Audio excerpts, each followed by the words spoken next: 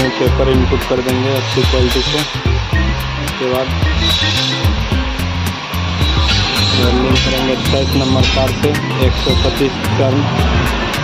ये इंडिको का है SV मॉडल 5 इंची कटर।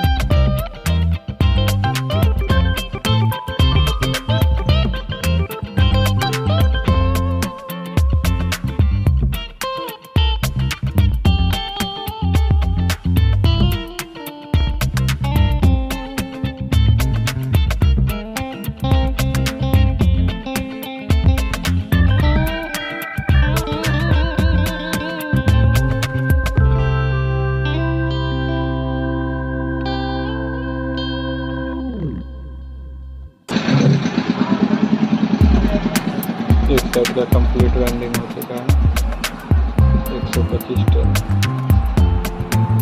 दूसरे साइड का ध्यान आपको यह रखना है कि इधर से जब इनर वायर गया है तो इधर भी इनर वायर ही होना चाहिए। वेल्डिंग इधर से स्टार्ट करेंगे और सेम वेल्डिंग होगा। ये वेल्डिंग कर लेते हैं, उसके बाद कंटिन्यू करते हैं। सेम वेल्डिंग हो रहा है।